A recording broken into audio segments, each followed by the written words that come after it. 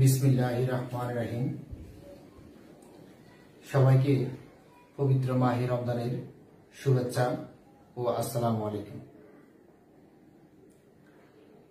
একাদশ দ্বাদশ শ্রেণীর প্রিয় শিক্ষার্থীবৃন্দ, আশা করি তোমরা আল্লাহর রহমতে ভালো আছো। আলহামদুলিল্লাহ, আমি আল্লাহর রহমতে ভালো আছি। করোনা ভাইরাসের কারণে সকল শিক্ষা প্রতিষ্ঠান বন্ধ, যার কারণে তোমরা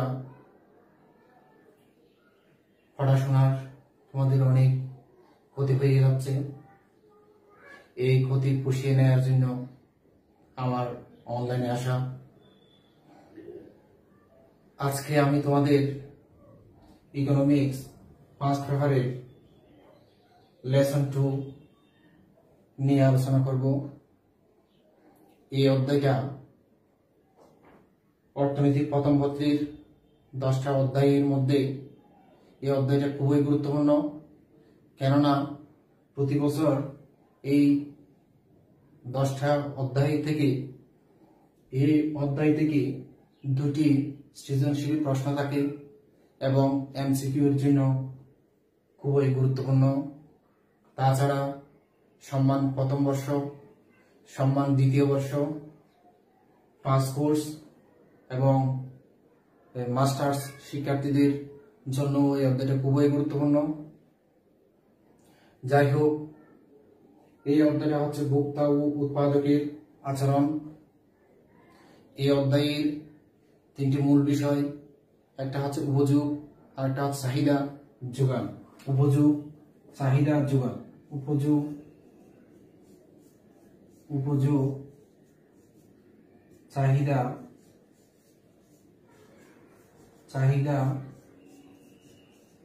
যোগান। এই 3টা মূল বিষয় থেকে আমি তোমাদের উপযোগ নিয়েই আজকে আলোচনা করব ইনশাআল্লাহ। উপযোগের ইংরেজি শব্দ হচ্ছে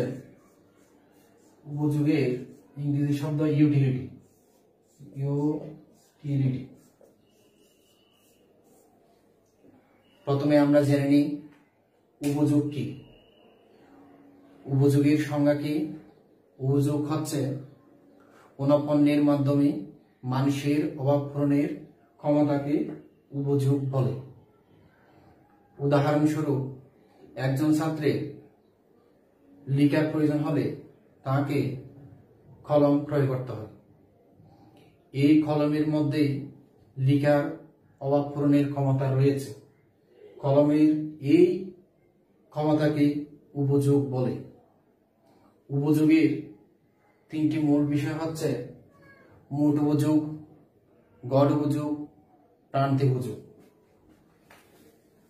উপযোগের 3টি মূল বিষয়ের মধ্যে প্রথমটি হচ্ছে মোট উপযোগ। এক নম্বর হচ্ছে মোট উপযোগ। মোট উপযোগের ইংরেজি শব্দ হচ্ছে টোটাল ইউটিলিটি, সংক্ষেপে আমরা TU বলে থাকি। তাহলে মোট উপযোগ কাকে বলে? মোট উপযোগ কি? মোট উপযোগ হচ্ছে কোন পণ্যের বিভিন্ন একক বুক করে যে উপযোগ পাওয়া যায় তার সমষ্টিকে মোট উপযোগ বলে। কোন পণ্যের, আমি একটা এখানে উদাহরণ দিয়েছি এই সারণীর মধ্যে, এটা মূলত এই সারণীটা মোট উপযোগ ও প্রান্তিক উপযোগের সম্পর্ক নির্ণয় করতে গিয়ে আমাদের এই সারণীটা লাগবে। আমি আগে থেকে রেডি করে রাখলাম যেহেতু সময় নষ্ট হবে। তাহলে এই যে কোন পণ্যের বিভিন্ন একক, যেমন এখানে আমি কোন পণ্য বলতে আম দিয়ে উদাহরণ দিয়েছি। 1টি আম, 2টি আম, 3টি আম, এভাবে 5টি আম বুক করলে, এভাবে কোন পণ্য বলতে আমের এই যে প্রতিটি পণ্য যদি আমরা বুক করি, এভাবে এককগুলো আসবে 15 একক, 25 একক, 30 একক, 30 একক, 25 একক, অর্থাৎ এখানে মোট উপযোগ হবে 25 একক। এই যে পুনঃপন্ন বলতে আমের 5টি একক বুক করে আমরা মোট উপযোগ পেলাম কত 25 একক। আর টিইউ সমান যদি আমরা সূত্র আকারে লিখি, টিইউ সমান সামেশন ডেল এম ইউ। এই যে সামেশন অর্থ হচ্ছে সমষ্টি, ডেল মানে হচ্ছে পরিবর্তন, আর এম ইউ হচ্ছে মার্জিনাল ইউটিলিটি, অর্থাৎ প্রান্তিক উপযোগের পরিবর্তনের সমষ্টি। এই যে পরিবর্তন প্রান্তিক উপযোগের পরিবর্তনের সমষ্টি হচ্ছে মোট উপযোগ। 15 আর 10 25, 25 আর 5 30, 30 আর 0 30, 30 থেকে 5 গেলে 25, এটা হচ্ছে মোট উপযোগ। এরপরে আমাদের 2 নম্বর পয়েন্ট হচ্ছে গড় উপযোগ।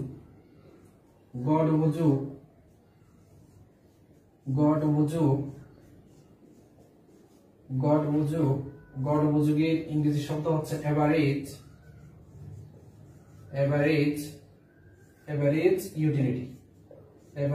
ইউটিলিটি, সংক্ষেপে এইউ।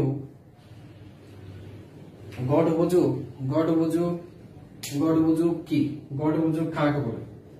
গড় উপযোগ হচ্ছে মোট উপযোগকে পণ্যের পরিমাণ দিয়ে ভাগ করলে যে ফল পাওয়া যায় তাকে গড় উপযোগ বলে।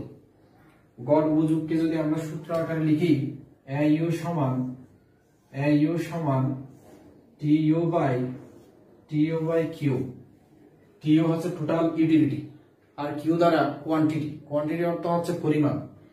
এটা হচ্ছে পণ্যের পরিমাণ। মোট উপযোগকে পণ্যের পরিমাণ দিয়ে ভাগ করলে যে ফল পাওয়া যায় তাকে বলা হয় গড় উপযোগ বলা হয়। অর্থাৎ এখানে যদি বলি, এই সূচি থেকে আমরা যদি বলি আমার টিইউ হচ্ছে 25 একক, টিইউ কত একক? 25 একক। টিইউ হচ্ছে 25 একক, পণ্যের পরিমাণ হচ্ছে 5, তাহলে টিইউ হচ্ছে 25 আর পণ্যের পরিমাণ হচ্ছে 5 ইকুয়াল 5। তাহলে আমার ইউ হচ্ছে এখানে 5 একক। এরপরে 3 নম্বর বিষয়টি হচ্ছে প্রান্তিক উপযোগ।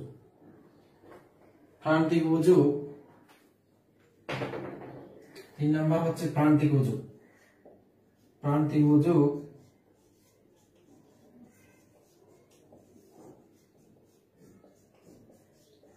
প্রান্তিক উপযোগের ইংরেজি হচ্ছে মার্জিনাল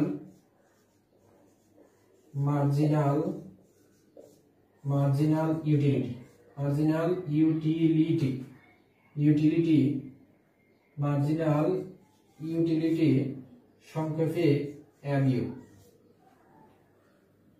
এই যে প্রান্তিক দ্বারা বোঝায় শেষ একটা, অর্থাৎ অতিরিক্ত।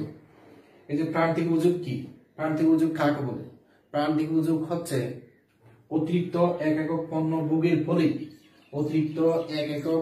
ভোগের ফলে মোট উপযোগের যে পরিবর্তন হয় তাকে প্রান্তিক উপযোগ বলে। এমইউ যদি আমরা সূত্র আকারে লিখি, এমইউ সমান ডেল টিইউ ডেল কিউ। অর্থাৎ মোট উপযোগের পরিবর্তনকে পণ্যের পরিমাণের পরিবর্তন দ্বারা ভাগ করলে যে ফল পাওয়া যায় তাকে প্রান্তিক উপযোগ বলে। এই যে অতিরিক্ত, যখন আমরা একটি আম ভোগ করলাম তখন 15 একক, প্রান্তিক উপযোগ 15 একক। এরপরে যখন আমরা আরেকটি আম ভোগ করলাম তখন মোট উপযোগ হচ্ছে 25 একক। অতিরিক্ত আসলো 25 থেকে 15 গেলে 10, তাহলে এটা হচ্ছে অতিরিক্ত, এটা হচ্ছে প্রান্তিক উপযোগ। এই হলো মোট উপযোগ, গড় উপযোগ এবং প্রান্তিক উপযোগের সংজ্ঞা আর সূত্র। এরপরে আমরা যে বিষয় নিয়ে আলোচনা করব, এটা হচ্ছে মোট উপযোগ ও প্রান্তিক উপযোগের মধ্যে সম্পর্ক। মোট উপযোগ ও প্রান্তিক উপযোগের সম্পর্ক বুঝতে গেলে প্রথমে আমাদের ধারণা রাখতে হবে মোট উপযোগ ও প্রান্তিক উপযোগের সংজ্ঞা। একটু আগে বললাম মোট উপযোগ ও প্রান্তিক উপযোগের সংজ্ঞা। মোট উপযোগ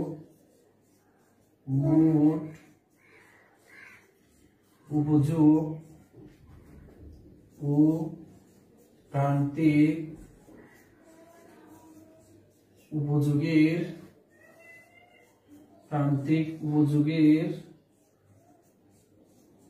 সম্পর্ক। মোট উপযোগ ও প্রান্তিক উপযোগের সম্পর্ক বুঝতে গেলে আমাদের এই সারণীটা বুঝতে হবে। আর এই সারণী থেকে আমাদের চিত্র আঁকতে হবে, একটা টিউ রেখা আর একটা হচ্ছে এমইউ রেখা। এই চিত্রের মাধ্যমে আমরা মোটভুজক ও প্রান্তিভুজকের সম্পর্ক আলোচনা করব। প্রথমে আমরা সারণীর দিকে লক্ষ্য করি। প্রথমে দ্রব্যের এককের ক্ষেত্রে একটি আম বুক করলে, দুইটি আম, তারপর তিনটি আম, তারপর হচ্ছে চারটি আম, তারপর এইভাবে 5টি আম বুক করলে মোটভুজক হচ্ছে 15 একক, 25 একক, 30 একক, 30 একক, 25 একক। এরপর প্রান্তিভুজক হচ্ছে 15 একক, 10 একক, 5 একক, 0 একক, তারপর হচ্ছে -5 একক। এখন একটি আম বুক করলে 15 একক, দুটি আম বুক করলে 25 একক। এই যে মোটভুজকের বাড়ার গতিটা আস্তে আস্তে হ্রাস পাচ্ছে, অর্থাৎ টিউটা ক্রমহ্রাসমান হারে বাড়তেছে এবং প্রান্তিভুজক কমতেছে। 3 একক পর্যন্ত দ্রব্যের একক যখন 3 একক, তখন মোটভুজক 30 একক, তখন প্রান্তিভুজক কমতে থাকে 15 থেকে 10, 10 থেকে 5। কিন্তু দ্রব্যভোগের পরিমাণ যখন 4 একক, তখন মোটভুজক সর্বোচ্চ 30 একক, প্রান্তিভুজক 0। এরপর দ্রব্য যখন আরো আমরা ভোগ করতে থাকি 5 একক, তখন মোটভুজক কমতে থাকে, তখন প্রান্তিভুজক হ্রাস পেতে থাকে, অর্থাৎ মাইনাসে চলে যায়। আম খেতে খেতে এক সময় আমাদের ফ্যাট যখন ক্ষুধা যখন নিবারণ হয়ে যায়, তখন আমরা এক সময় এটা বমির পর্যায়ে চলে আসে, অর্থাৎ মাইনাসে চলে আসে। এই মোটভুজক ও প্রান্তিভুজকের সম্পর্ক আমরা সারণী থেকে চিত্র এঁকেই আমরা বোঝার চেষ্টা করবো ইনশাল্লাহ। আমাদের দুটো চিত্র আঁকতে হবে, একটা হচ্ছে টিউ রেখা আর একটা হচ্ছে এমইউ রেখা। সারণী থেকে আমরা সাধারণত ভূমিকে দ্রব্যের একক আর লম্বকে, যেহেতু দুইটা চিত্র, লম্বকে টিউ রেখা মোটভুজক ধরবো, আর নিচের চিত্রের ক্ষেত্রে লম্বকে আমরা এমইউ ধরবো। দুইটা চিত্র আঁকতে হবে।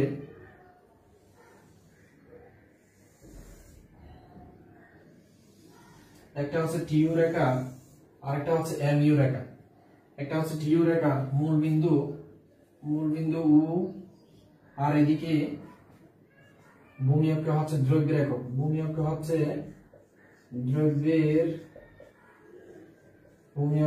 দ্রব্যের একক।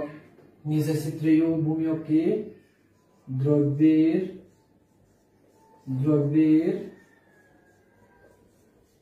একক।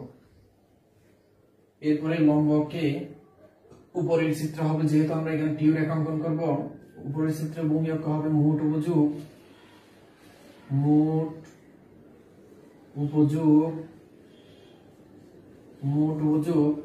আর নিচের চিত্রে যেহেতু আমরা প্রান্তিক উপযোগ রেখা অঙ্কন করব, সেহেতু এখানে লম্বক হবে প্রান্তিক উপযোগ।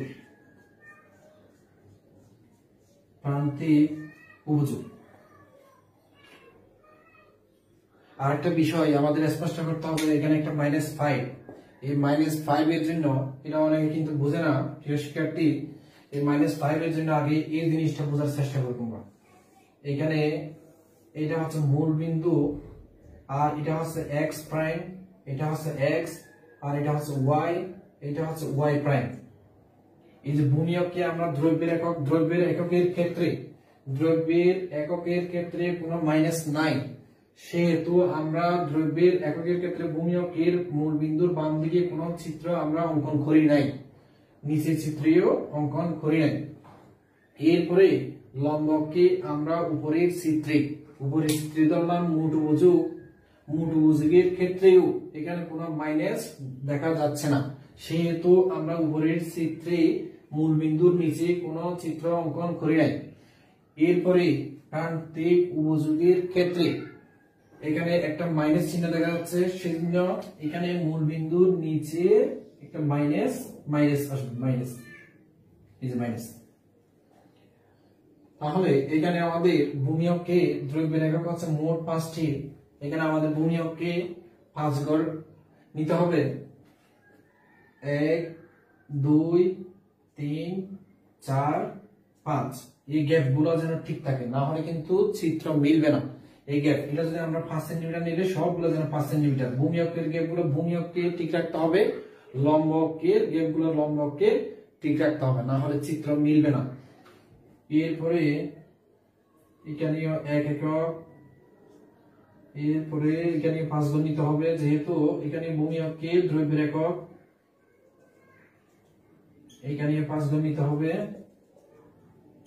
এখানে 5 ঘর, এখানে 5 ঘর। তাহলে এখানে 1 2 3 4 5, এখানে 1 2 3 4 5। এবার লম্ব অক্ষে উপরের চিত্রে আমরা আঁকবো মুঠভুজ। উপরের চিত্রে আমরা আঁকবো কি মুঠভুজ। মুঠভুজের ক্ষেত্রে সর্বোচ্চ হচ্ছে 30 একক। মুঠভুজের সর্বোচ্চ কত একক? 30 একক। তাহলে আমাদের এখানে 30 পর্যন্ত নিতে হবে। এরপরে 5 10 15 20 25 30, 5 10 15 20 25 30। আর এখানে প্রান্তিক অজুগের সর্বোচ্চ হচ্ছে 15, কিন্তু একটা মাইনাস আছে, মাইনাসটা নিচে যাবে। তাহলে 5 10 15, 5 10 15, এখানে যতটুকু গ্যাপ এখানে ততটুকু নিতে হবে। তাহলে এটা হচ্ছে -5।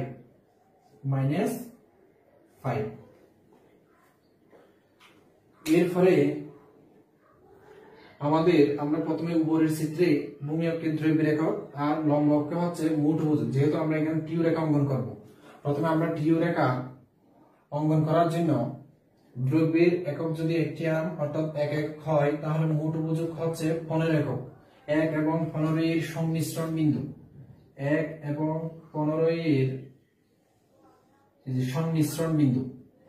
এরপরে দ্রব্যের একক যখন 2 হয়, মুঠভুজ তখন 25 একক, অর্থাৎ 2 এবং 25 এর সংমিশ্রণ বিন্দু, 2 এবং 25 এর সংমিশ্রণ বিন্দু। এরপরে 3টি আম ভুগের ক্ষেত্রে যখন 3 একক, তখন মুঠভুজ 30 একক, 3 এবং 30 এর সংমিশ্রণ বিন্দু, 3 এবং 30 এর সংমিশ্রণ বিন্দু, এই বিন্দুটা। এভাবে 4টি আম ভুগের ক্ষেত্রে 4 এবং 30 এর সংমিশ্রণ বিন্দু, 4 এবং 30 এর সংমিশ্রণ বিন্দু, এই বিন্দুটা।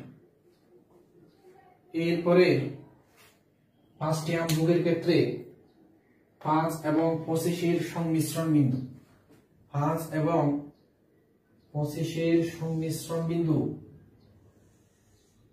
এই বিন্দুটা। এই সংমিশ্রণ বিন্দুগুলা আমরা যোগ করে আমরা টিউ রেখা পাই। এই সংমিশ্রণ বিন্দুগুলা যোগ করে আমরা কি রেখা পাই? টিউ রেখা পাই। এটা হচ্ছে টিউ রেখা। টিউ রেখার দিকে লক্ষ্য করলে বোঝা যাচ্ছে এই রেখাটা 3 একক পর্যন্ত, এই যে বাড়ার গতিটা ক্রমহ্রাসমান, অর্থাৎ বাড়ার গতিটা আস্তে আস্তে কমে যাচ্ছে, যার কারণে এটা আস্তে আস্তে ঢেকে যাচ্ছে। এরপর 4 এককের মধ্যে এটা হচ্ছে সর্বোচ্চ বিন্দু, 4 এককের পরে টিউটা কমতে আছে, যার কারণে টিউটা হ্রাসমান। এরপর আমরা এমইউ রেখা অঙ্কন করব।